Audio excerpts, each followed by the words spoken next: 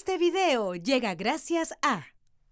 Atención emprendedor, potencia tu negocio con préstamos con garantía hipotecaria de rebajatuscuentas.com y págalo hasta en 10 años. Gracias a Samsung. La pregunta es, ¿ese es el único camino? Vamos a conversar ahora con el politólogo Carlos Meléndez, socio con el señor Carlos Meléndez, ¿sí? Politólogo. Él es socio director de la consultora 50+1, quien estuvo en El Salvador y ha podido apreciar lo que pasa en ese país. ¿Cómo está, señor Meléndez? Muy buenos días. Bienvenido a Tema de Fondo. Carlos Mávila, buenos días. Muy buenos días, Carlos. Gracias por estar con nosotros. Bueno, el entorno político, los detractores de Bukele dicen que esta es una estrategia que le ha funcionado en materia de inseguridad, pero que en el fondo lo que busca es consolidar políticamente a Bukele como un dictador, digamos, para garantizar su permanencia en el poder. Desde el análisis político, ¿qué podrías compartir con nosotros sobre esta etapa, este capítulo en la historia de El Salvador? Sí, Bukele se está convirtiendo en un soft power para América Latina y quizás más allá. Está teniendo una influencia que nunca antes ha tenido un presidente centroamericano de esta magnitud. No tiene a todo el continente, a peruanos, hablando sobre él, a pesar de que no pertenece a ninguna red internacional de partidos políticos, no pertenece a no tiene este plan de expansión que tuvo la izquierda chavista, por ejemplo, pero nos tiene a todo el mundo hablando sobre el modelo Bukele, no solamente en Perú, en Colombia, en Chile. Para comenzar, ¿existe el modelo Bukele? ¿Es un modelo? No es un modelo, él no lo idea como tal, no existe una estrategia replicable hacia otros países, no lo ha ideado de esa manera, pero lo que sí existe es un plan publicitario. Él lo que está construyendo es una imagen internacional. Una imagen internacional en la cual no se alinea ni a la derecha ni a la izquierda. Bueno, pero habrá quienes te digan, pero los resultados hablan por sí solos. Y la sensación de seguridad, cuando uno le pone el micro a los ciudadanos de a pie en El Salvador, se refleja. Sin lugar a dudas, hay dos pilares en la gestión de Bukele. Estamos viendo uno, que es el pilar de la seguridad ciudadana. Sin lugar a dudas, El Salvador se ha convertido en un país mucho más seguro de lo que era antes. Pero también está el nivel de obras públicas, el nivel de la reacción que tiene el gobierno y el Estado salvadoreño, la gestión de Bukele con respecto a obras de infraestructura local. O sea, no solamente se explica esta popularidad solamente por el tema de la criminalidad. Ahora, el tema es que Bukele vende su gestión de manera publicitaria, de manera mediática. Él es un publicista, está rodeado además de asesores publicistas. Pero ojo que hay una parte oscura de su lucha contra el crimen. Nosotros que hemos hecho un trabajo de campo en El Salvador, hemos tratado de entrevistarnos con diversas fuentes.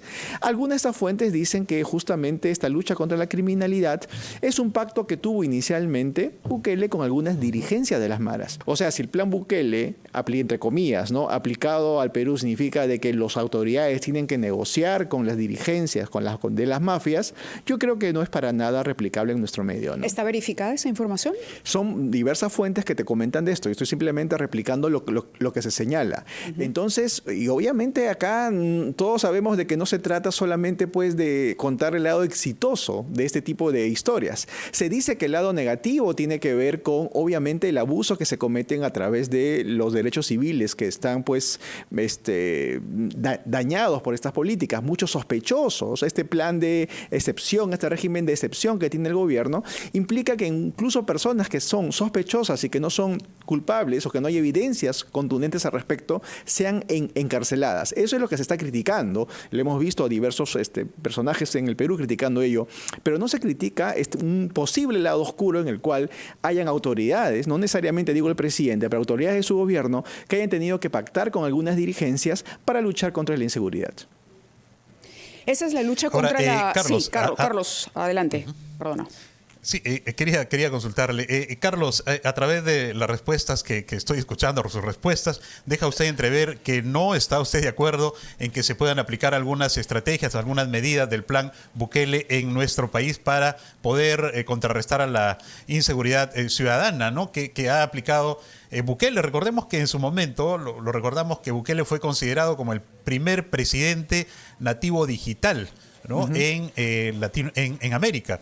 Y esto lo podemos ver porque también tiene mucha presencia en las redes sociales y eso genera un impacto, ¿no?, de todo lo que hace en todo el mundo. Así es. Mire, la parte publicitaria, la parte del marketing, creo yo que sí es algo que tanto políticos de izquierda y derecha sí deberían aprender de Bukele. O sea, en el sentido de que no es ojo, que no tiene una sobreexposición mediática, no lo tenemos hablando todas las mañanas como López Obrador, por ejemplo. Tampoco es muy más que activo en Twitter, yo diría que es estratégico en redes sociales.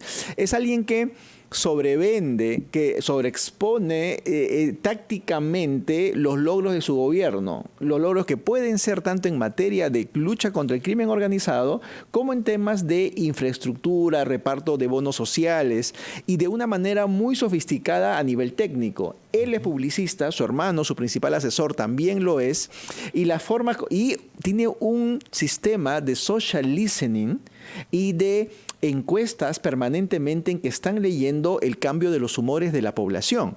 Entonces, es algo que va mucho más allá de solamente la lucha contra el crimen. Yo sé que nos estamos centrando en ese tema, pero si los políticos de América Latina quieren aprender algo de Bukele, yo me fijaría más justamente en lo que mencionas, Carlos, la estrategia de comunicación. Rápidamente, Carlos, él se autodenomina el dictador más cool del mundo. ¿Hay una dictadura en El Salvador? Hay un gobierno autoritario, crecientemente autoritario, precisamente por la vulneración de los derechos civiles y con una reelección. Hay elecciones en febrero de este año donde se ha puesto en duda la legitimidad de la reelección presidencial. Él va a ir a una reelección presidencial haciendo una reforma política, además, donde hay un cambio en el diseño de los distritos electorales. O sea, ese es tampoco el lado que tampoco estamos viendo. Acá también hay una reforma política iniciada por un gobierno mayoritario que quiere ser un gobierno que tenga aún mayor el control, no solamente del Congreso, sino también de otros poderes del Estado.